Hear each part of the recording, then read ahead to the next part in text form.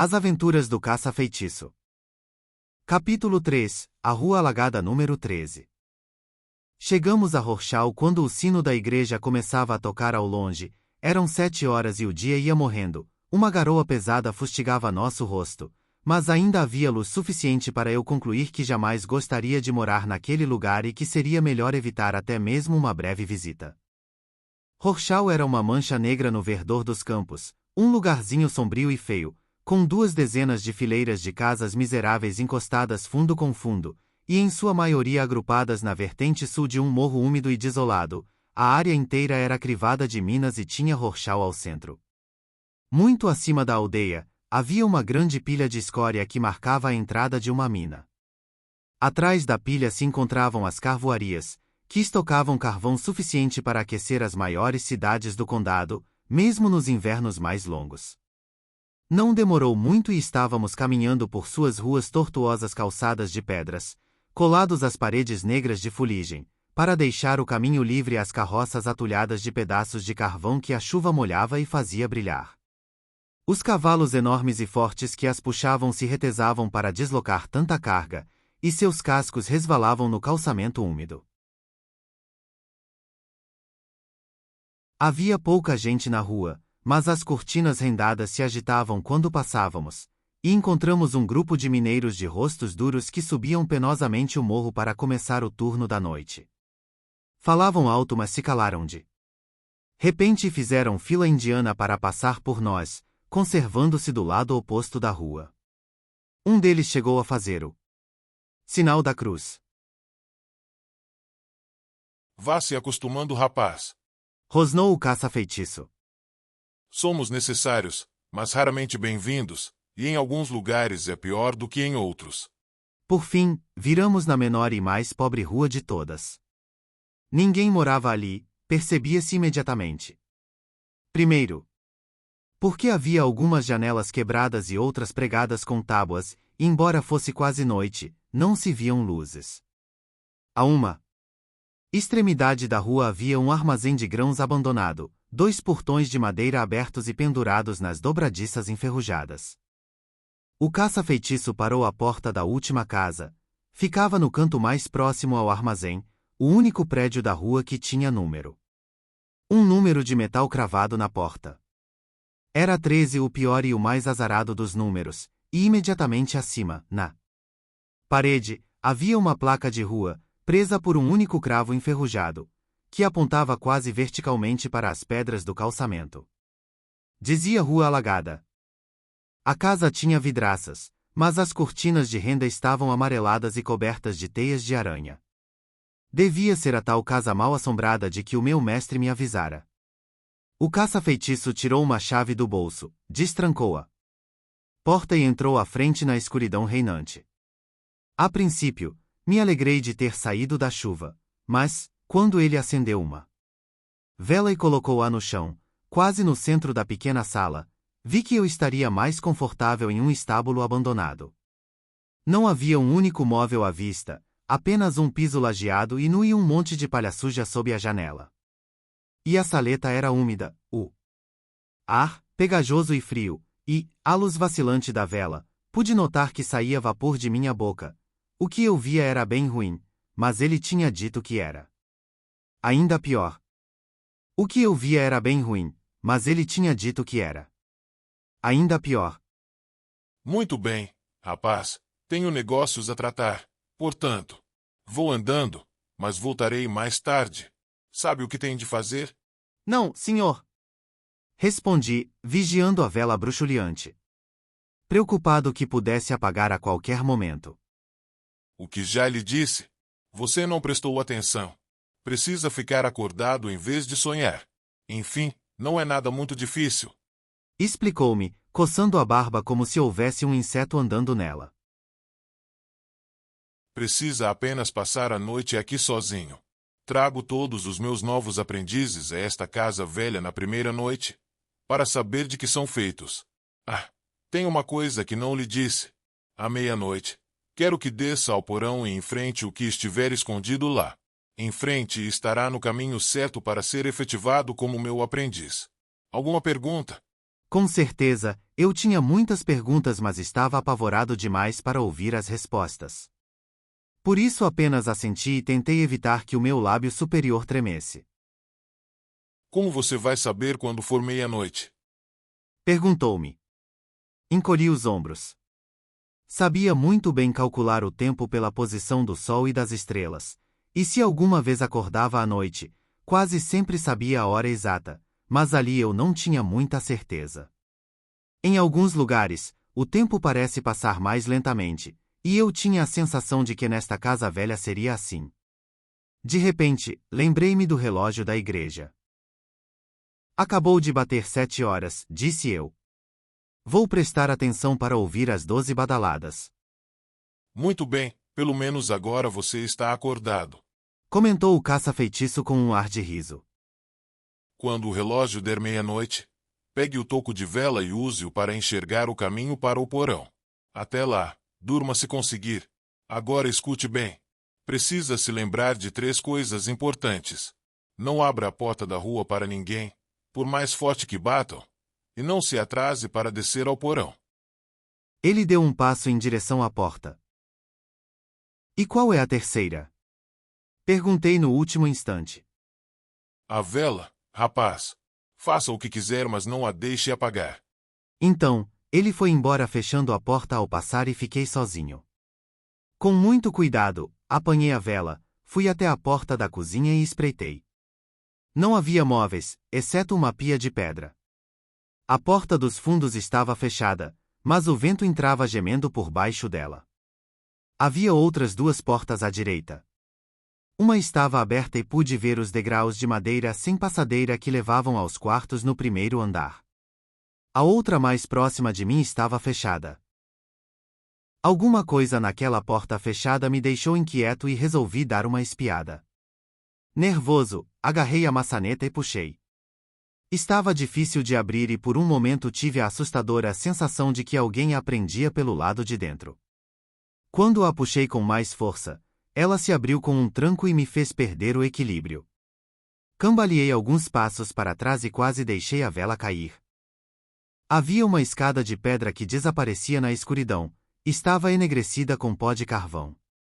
Dobrava para a esquerda, o que me impedia de ver até embaixo, mas subia do porão uma friagem que fazia a chama da vela dançar e ameaçar se extinguir. Fechei a porta depressa e voltei à sala da frente, batendo a porta da cozinha também. Coloquei a vela cautelosamente no canto oposto à porta e à janela. Uma vez seguro de que não tombaria, procurei um lugar no chão onde pudesse dormir. Não havia muita escolha, e com certeza eu não ia dormir em cima da palha úmida, por isso me acomodei no centro da sala. As lajes eram duras e frias, mas fechei os olhos.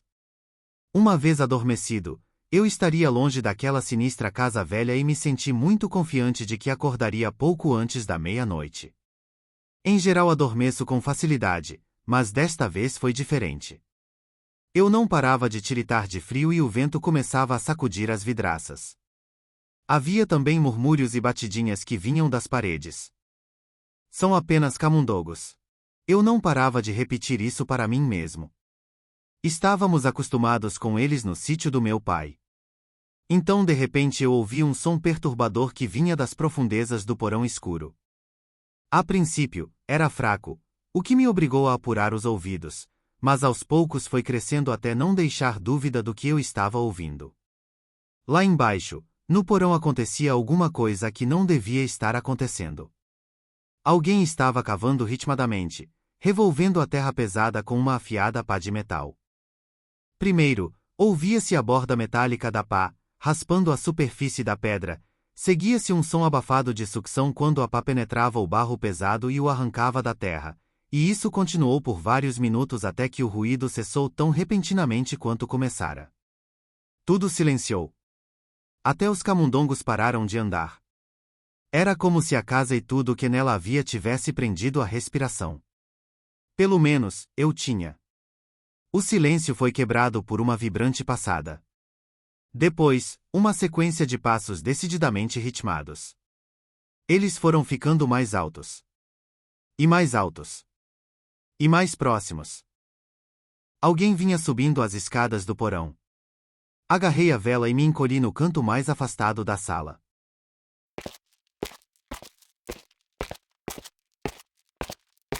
Sempre mais próximas vinham as pisadas das botas. Quem poderia estar cavando lá embaixo, no escuro? Quem poderia estar subindo a escada agora? Mas talvez a questão não fosse quem estava subindo a escada. A questão talvez fosse o quê? Ouvi a porta do porão se abrir e o som das botas na cozinha. Encolhi-me de novo no canto tentando ficar o menor possível, esperando a porta da cozinha se escancarar. E ela se abriu muito lentamente com um forte rangido.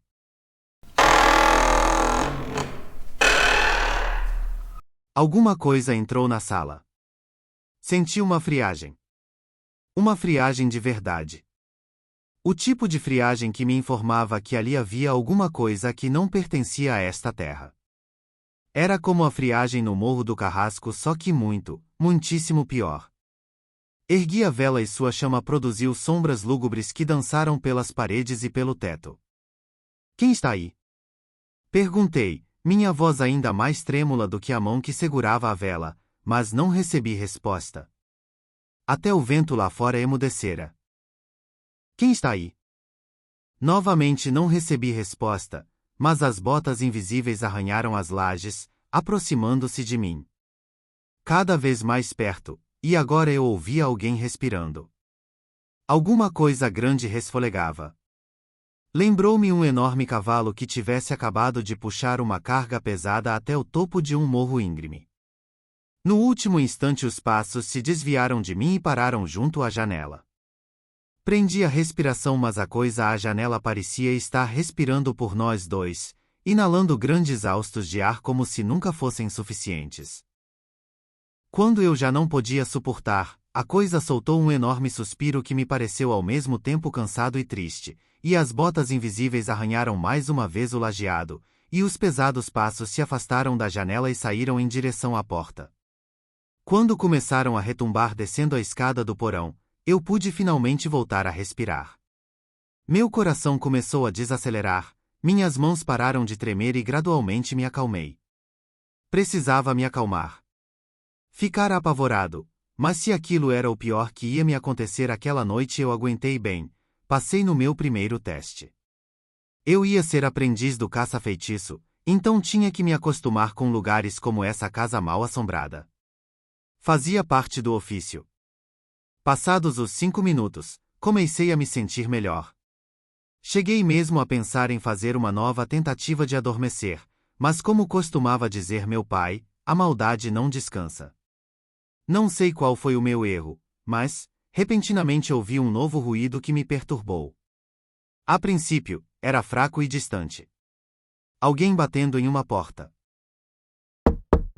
Ouvi uma pausa e novas batidas. 3 batidas distintas, mas, desta vez mais próximas. Outra pausa e mais 3 batidas. Não demorei muito a entender. Alguém estava batendo com força em cada porta da rua e se aproximava aos poucos do número 13.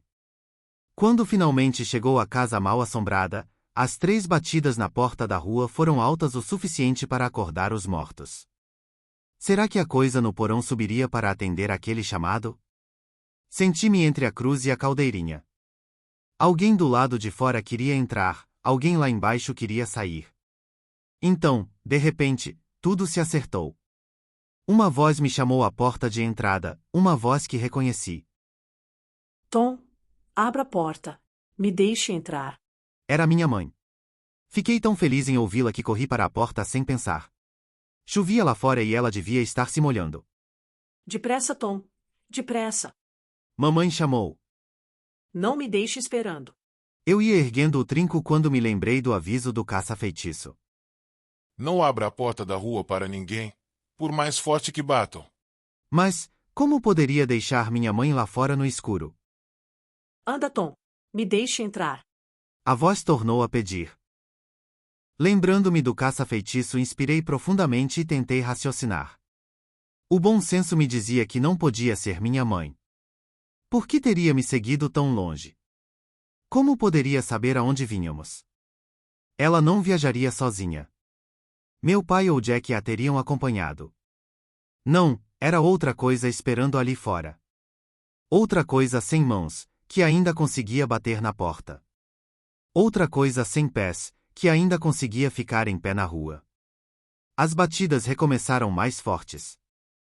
Por favor, me deixe entrar, Tom. Suplicou a voz. Como pode ser tão insensível e cruel? Estou com frio, molhada e cansada. Por fim a coisa começou a chorar, e então, tive certeza de que não poderia ser minha mãe.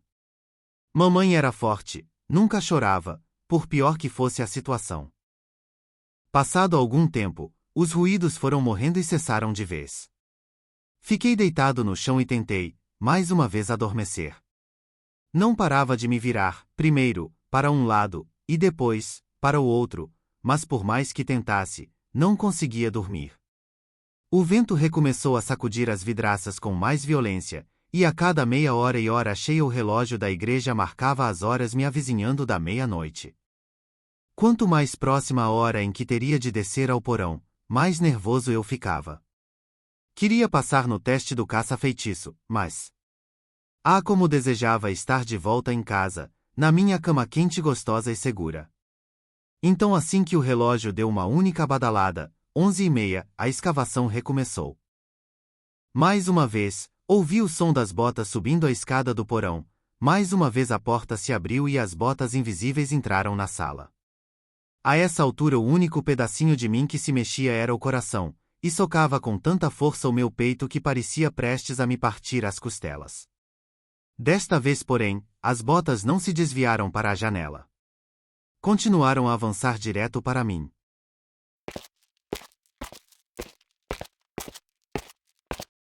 Senti que me erguiam com brutalidade pelos cabelos e pela pele da nuca, como uma gata carrega seus filhotes. Então, um braço invisível envolveu o meu corpo e prendeu os meus braços dos lados. Tentei respirar, mas foi impossível. Meu peito estava sendo esmagado. Fui levado em direção à porta do porão. Não via quem estava me levando, mas ouvia sua respiração áspera e me debati em pânico, porque, de algum modo, eu sabia exatamente o que ia acontecer. De algum modo, eu sabia, porque ouvira o ruído de alguém cavando lá embaixo. Ia ser carregado para o porão escuro e eu sabia que havia uma cova esperando por mim. Eu ia ser enterrado vivo.